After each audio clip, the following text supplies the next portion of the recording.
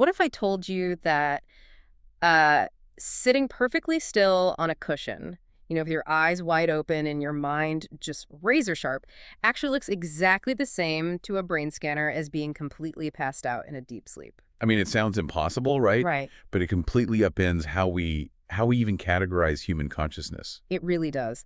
So today we are taking a deep dive into this incredible piece of writing, chapter 13, The Science of Meditation. Mm.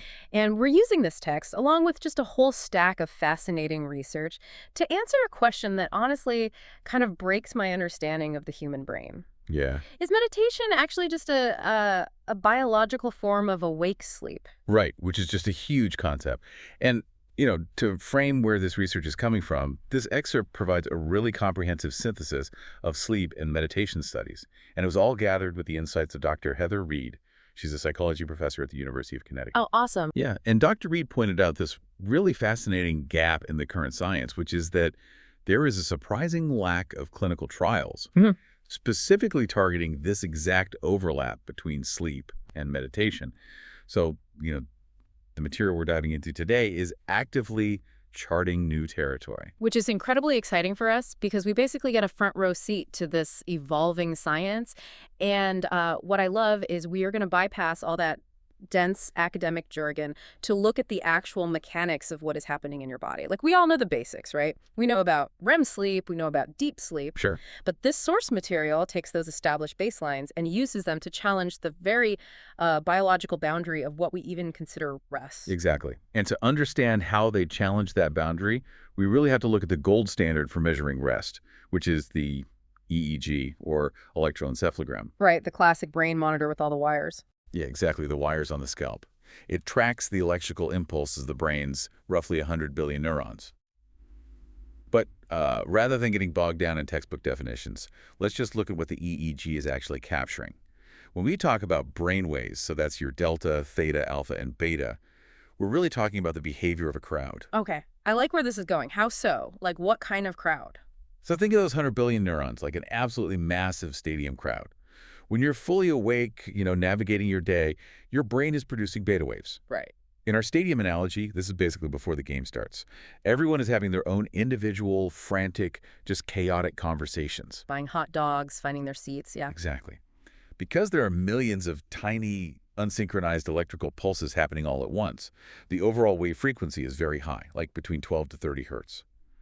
But the amplitude, the overlap power of the waves is very low. It literally just looks like static on the monitor. That makes total sense. It's just the hum of a chaotic crowd. Yeah. But then as you transition into sleep, that crowd behavior basically fundamentally shifts, right? It does, yeah. You gear down through those alpha and theta stages, and eventually you hit N3 deep sleep, which is the delta wave state. Right. And in that delta state, the stadium crowd just stops having individual conversations. Instead, the entire stadium starts doing the wave in perfect, slow, powerful unison. Oh, wow. Yeah, because the neurons are firing together synchronously. The frequency drops to under 4 hertz, Hmm.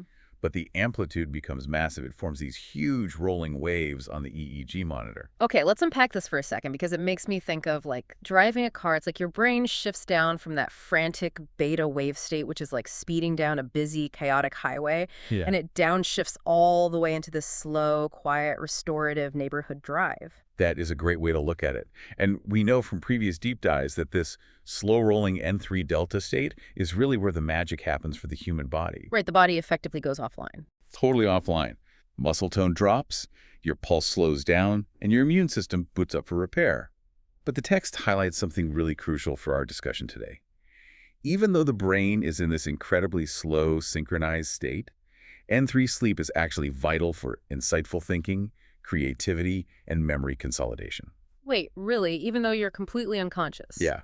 The brain is basically shut off from external sensory input, which allows it to internally connect disparate pieces of information. Mm. It's doing its deepest, most profound creative work while the body is paralyzed and the conscious mind is entirely turned off. Okay, so if that delta state is the biological fingerprint of, true unconscious rest, what exactly is the EEG picking up when someone is supposedly resting on a meditation cushion? Because they are awake, like they are conscious. Right. But the source material brings up this landmark study by Dentico and a team of researchers that completely flipped our understanding of delta waves on its head. Yeah, the Dentico study is arguably the turning point in this entire field.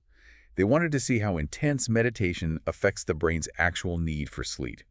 So they took a group of long-term meditators and had them undergo 8 straight hours of intensive meditation practice. 8 hours? I mean, that is a marathon. I can barely sit still for 20 minutes without, checking my phone. Right, it's intense. So they do this massive 8-hour session, and then what happens? Well, that night, the researchers hooked both the long-term meditators and a control group of meditation-naive participants, so people who don't meditate at all, up to EEGs to monitor their sleep. Okay. Normally, when you first fall asleep, that very first 90-minute sleep cycle is absolutely packed with those massive, rolling delta waves. Yeah. Your body is starved for that N3 restorative phase. It really needs to heal. And the control group showed exactly that normal pattern. They crashed right into deep sleep. But I'm guessing the meditators didn't. They didn't.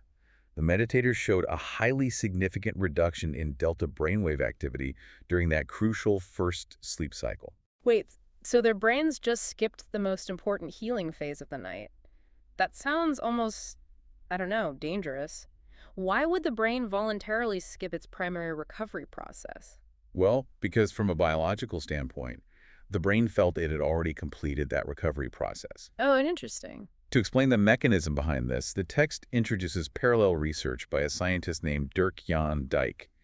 And Dijk wasn't studying meditation at all, actually. He was studying the biological mechanics of daytime napping. Oh, taking a nap. Something we all definitely wish we had more time for. Yeah, absolutely. Mhm. And Dijk found the exact same EEG pattern. If a person takes a significant nap during the day, their brain generates a large amount of delta waves. Consequently, when they go to sleep that following night, their EEG shows a massive decrease in delta waves during their first sleep cycle. Oh, because they already knocked out those slow waves during the nap. Exactly. Dijk explains this through the biological principle of homeostasis. Homeostasis is essentially a self-regulating, dynamic equilibrium. It's like a biological quota system. Like keeping a ledger. Yeah, exactly. Your body constantly tracks physiological debt to maintain stability. As you stay awake, sleep pressure builds up.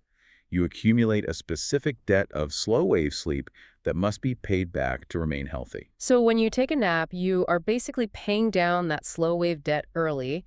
The dynamic equilibrium shifts. And by the time night rolls around, your biological ledger is already mostly balanced, so the brain just doesn't need to generate as many delta waves. That is the exact mechanism. And the breathtaking revelation of the Dentico study is that meditation triggers this identical homeostatic effect. Wow. The meditators' brains weren't skipping their healing phase. They had already paid down their slow-wave debt when they were sitting wide awake on their cushions earlier that day. In terms of brainwave generation and homeostatic pressure, the text argues that meditation and napping are functioning identically. Okay, I have to jump in here and play devil's advocate for a second. Go for it. Because if meditation just generates delta waves and it balances my homeostatic ledger, so I need less deep sleep at night, isn't sitting on a meditation cushion just a glorified way of taking a nap? I mean, are these long-term meditators just tricking themselves into napping while sitting upright? You know, your skepticism is entirely justified, and the researchers anticipated that exact question. Does this EEG data actually translate to the behavioral benefits of sleep? The text points to a study by Call and colleagues that looked at exactly this. They measured something called psychomotor vigilance. Psychomotor vigilance, what does that actually look like in the real world? So imagine you're driving home after a completely exhausting day, and a deer suddenly jumps into the road. Psychomotor vigilance is the speed, accuracy, and sustained attention required for your foot to hit that brake pedal in time. Oh, I see. When you're sleep deprived, that vigilance plummets. Yeah. Your reaction times just lag. Right, cognitive fatigue sets in. Your brain is just too tired to react. And we know that a daytime nap acutely restores that psychomotor vigilance. Well, Call's team discovered that a session of meditation improves psychomotor vigilance to the exact same degree. And it actively decreases the subject's overall need for sleep duration, perfectly mirroring the behavioral and physiological benefits of a nap. That is wild. So the behavioral proof perfectly matches the EEG proof. The body is resting, the biological debt is paid, and the cognitive fatigue is wiped out. Yep.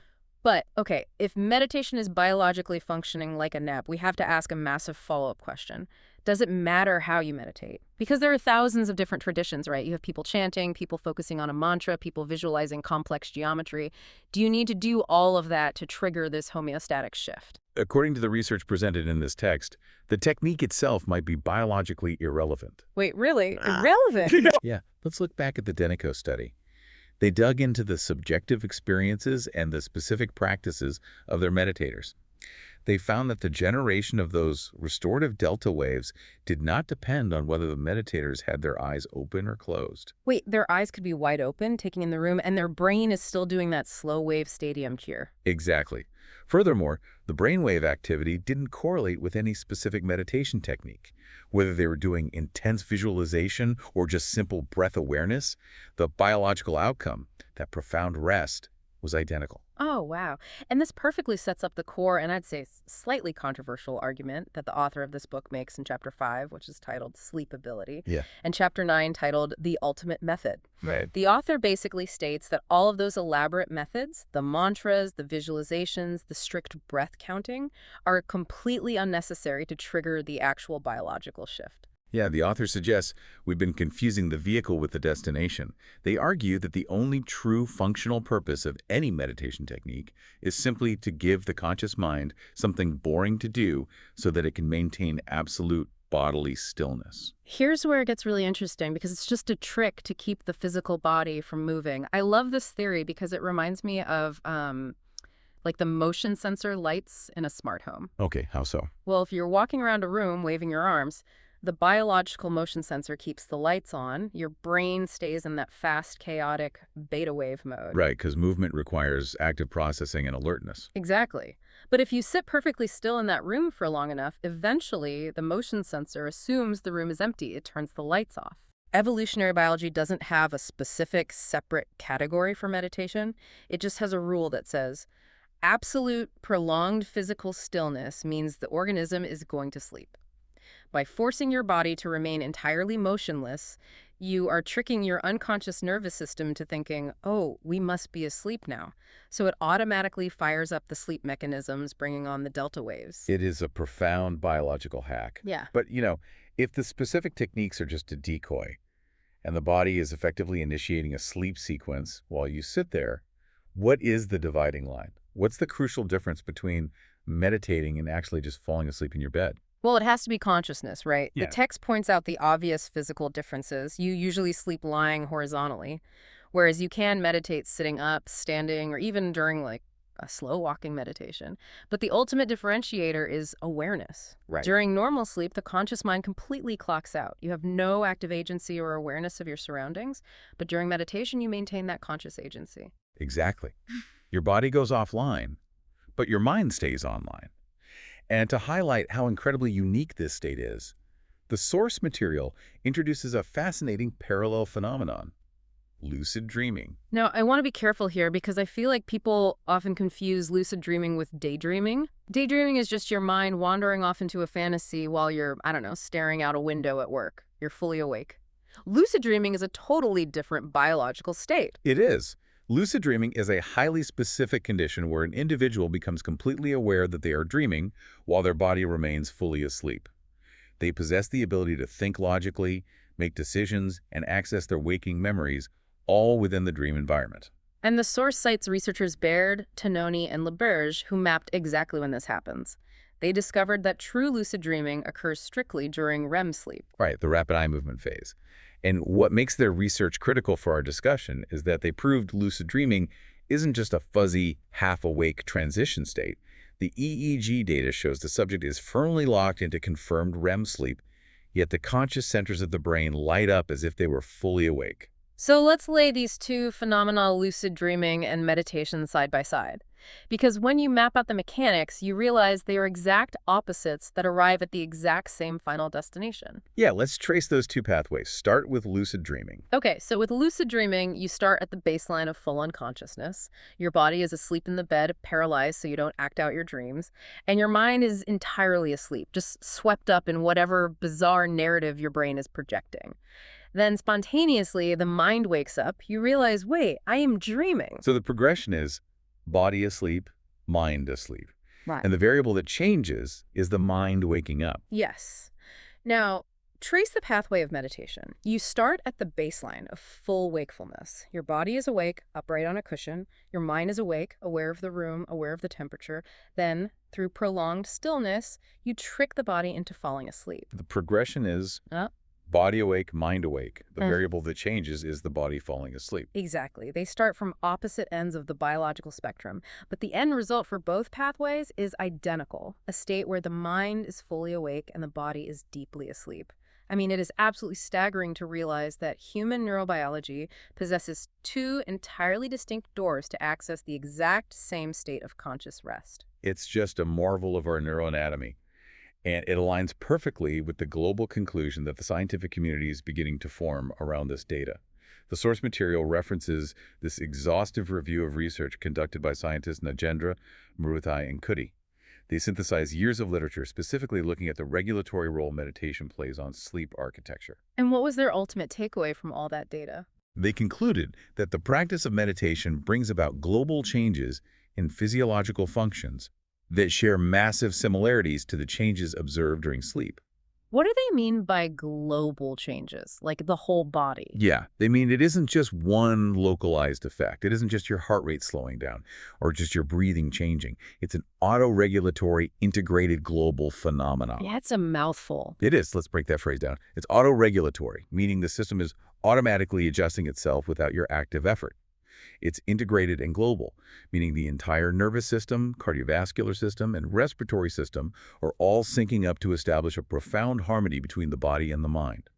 They propose that sleep itself is an autoregulatory global phenomenon designed to heal the organism. Meditation acts through the exact same systemic pathways. The whole system syncs up to balance the ledger. So what does this all mean? When we strip away the thousands of years of mysticism and we look purely at the EEGs, the psychomotor vigilance tests, and the homeostatic quotas, what's the ultimate conclusion of this text? The author imparts a very bold, definitive thesis.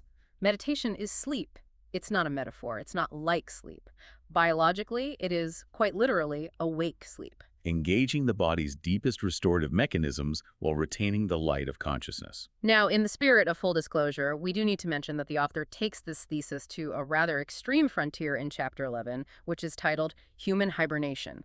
They do push the theoretical boundaries significantly there. They really do. The author posits that deep, advanced meditation can actually transcend the normal biological limits of sleep entirely, allowing the practitioner to enter a state akin to physiological hibernation. And they suggest that by entering this hibernation state, an individual might potentially challenge the ultimate biological limit of human life, meaning cheating death itself. It is a sweeping claim. It's a huge claim. And to be absolutely clear with you, the listener, we are strictly acting as impartial messengers here. We are not endorsing the idea that you can meditate your way out of mortality, nor are we refuting the author's philosophical extrapolations. We're simply reporting that this is the extreme end of the theory presented in the source material regarding just how far the mind can push the biology of the body. Right. And regardless of whether one accepts those extreme extrapolations about hibernation, the foundational peer-reviewed data we've discussed remains incredibly compelling. Science is actively mapping the boundary between conscious awareness and unconscious rest. And as the research from Denico, Dyke, and Cole suggests, the truth is much more elegant than we assumed. Meditation and sleep are not two entirely different rooms. They are simply two different doors leading into the exact same room. It makes this one of the most fascinating intersections of psychology and biology today. And before we wrap up this deep dive, I want to leave you with one final thought to ponder, something that builds directly on the mechanics we just explored. Oh, what is that? Well, early on, we talked about that N3 phase, the slow, synchronized stadium wave delta sleep. We noted that scientists believe this specific stage is critical for insightful thinking, deep problem solving, and creativity. But normally, that profound creative process happens when you are completely unconscious. Your brain connects the dots in the dark, and you wake up with an aha moment, having no idea how your brain actually solved the problem. Because the machinery is entirely hidden from the conscious mind. Right. But we just established that meditation generates those exact same restorative delta waves while you remain fully sharply conscious. Your mind is awake. So if meditation biologically mimics this deeply creative, problem-solving delta state while your conscious mind is still online, Could meditation actually be a way for you to consciously witness and perhaps even actively steer your brain's most profound creative processes? Wow. You'd be observing the machinery of insight in real time, accessing processes that are normally locked securely away behind the wall of unconscious sleep. Exactly. What if tricking your body into awake sleep doesn't just let you rest, but actually gives you the keys to actively harness the deepest creative engines of your own brain? It's an incredible possibility to think about the next time you find yourself sitting quietly. Thank you so much for joining us on this deep dive. Keep questioning the boundaries of your own consciousness, keep exploring the incredible potential of your mind, and we will catch you next time.